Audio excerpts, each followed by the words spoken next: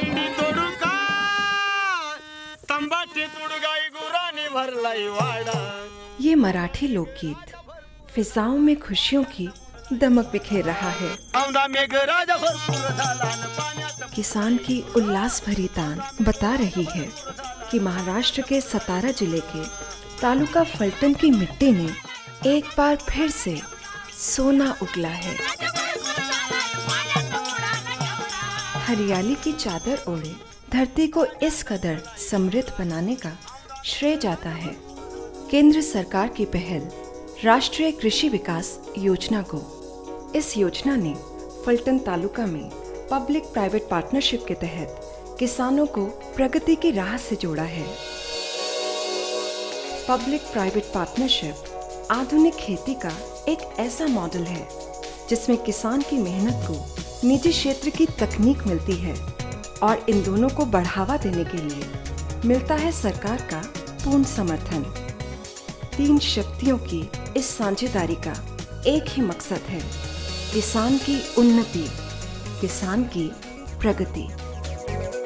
Doubling the farmers income in 2022 ये जो हमारा एम है, इसकी तरफ हम बहुत अच्छी तरह से ये मॉडल से जा रहे हैं, क्योंकि अभी ही पीपीपी में जो उनको अर्निंग हो रही है ये जनरल फार्मर से ही दुगनी हो रही है।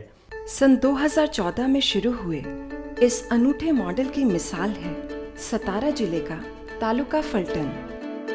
फलटन में इंटीग्रेटेड एग्रीकल्चर डेवलपमेंट और केबी ने एक साथ मिलकर पब्लिक प्राइवेट पार्टनरशिप के तहत यहाँ के किसानों के साथ कॉन्ट्रैक्ट फार्मिंग की नींव रखी।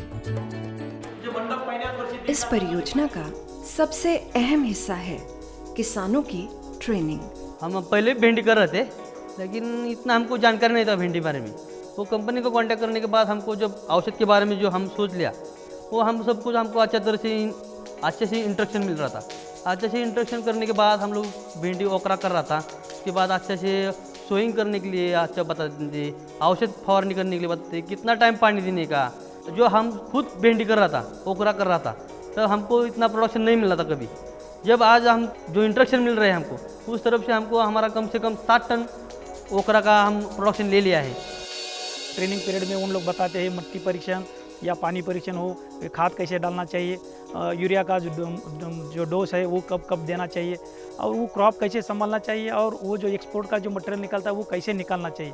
इसकी सब जानकारी ये महाराष्ट्र शासन कृषि विभाग और जो केवी कंपनी के जो ऑफिसर है वो हमको खेत में आके देते हैं, तो हम कहीं जाना नहीं पड़ता है और हम अच्छी खासी खेती भी कर रहे हैं, और उसके वजह से हमें अच्छे खासे मुनाफा भी हो रहा है, जो इसके पहले हमें नहीं होता था।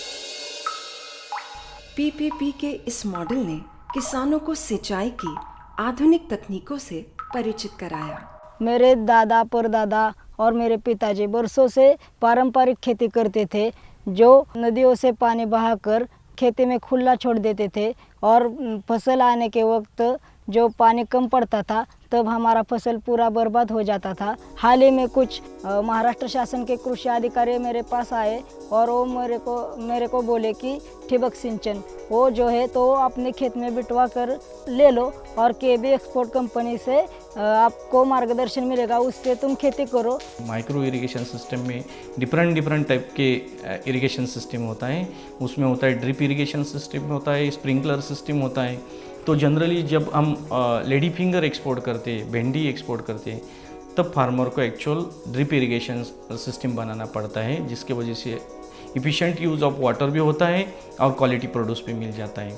सरकार ने मेरे को लगभग 50% की सब्सिडी दे दी, तो मैं उससे खेती में ठिबक सिंचन लगवा पाया। जो आप देख सकते हैं मेरे खेत इसमें हरे भरे हैं, कम खर्च में मैं अच्छी खेती कर पाता हूँ, और उससे जो अधिक मुनाफा मिलता है उससे मैं बहुत खुश हूँ।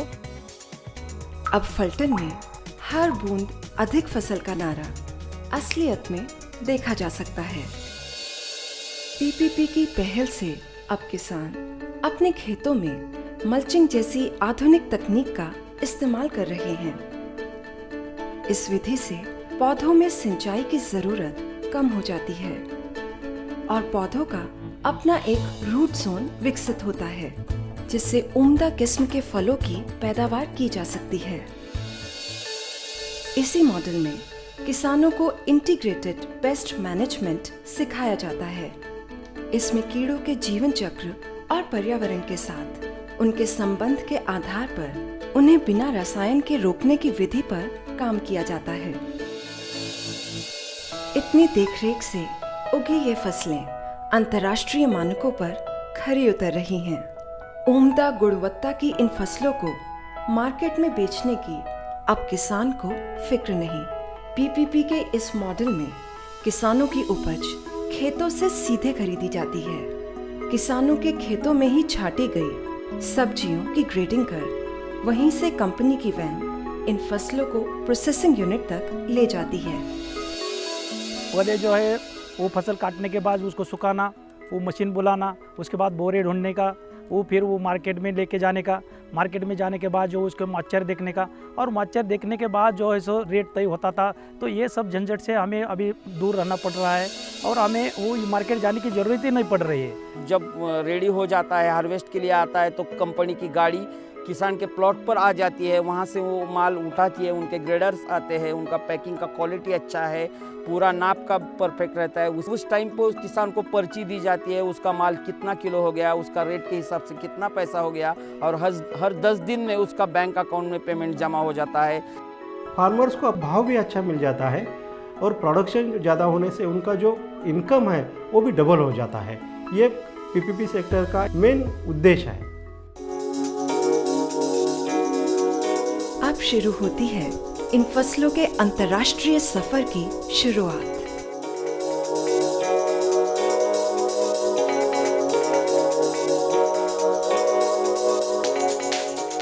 प्रोसेसिंग यूनिट में सधे हुए हाथ इन फसलों की पैकिंग करते हैं। ऊंचे अंतर्राष्ट्रीय मानकों का पालन करते हुए यूनिट के भीतर हर कदम पर बेहद उम्दा स्तर की हाइजीन का ख्याल रखा जाता है। इधर स्वच्छता की हमें बहुत अच्छी तरह से आदत लग गई। नाखून काटने का, साफ स्वच्छ कपड़े पहनने का, क्लीन वस्तु लेने का सब आदत पड़ गई। वही मैं घर जाके भी वही आदत मेरे परिवार में मेरे को लग गई। इसकी वजह से मेरे घर में भी कोई बीमार नहीं पड़ता। खूबसूरत रंग की भिंडियों की पैकिंग कुछ इस तरह की जाती है कि 7 समंदर पार जाने पर भी उनकी ताजगी बरकरार रहे और अनार के लाल दानों की मिठास यूरोपीय देशों तक पहुंचने पर भी बनी रहे। इसके लिए काफी ऊंचे दर्जे की एहतियात बरती जाती है कि इन छिले दानों में किसी प्रकार का कोई भी संक्रमण न हो। तो लीजिए, फल्टन की मिट्टी की खुशबू अब पैक होकर चल पड़ी है 7 समंदर पार।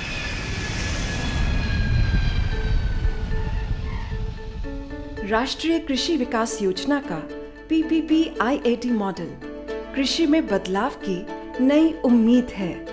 एक ऐसा आयाम है जो लोकल और ग्लोबल की दूरी कम कर किसान के परिवार को समृद्धि की राह से जोड़ता है। राष्ट्रीय कृषि विकास योजना और केबी का ये मॉडल इस बात की उम्दा मिसाल है कि यदि निजी भागीदार खेती में निवेश के लिए आगे आएं, तो भारत का कृषि परिदृश्य पूरी तरह बदल सकता है।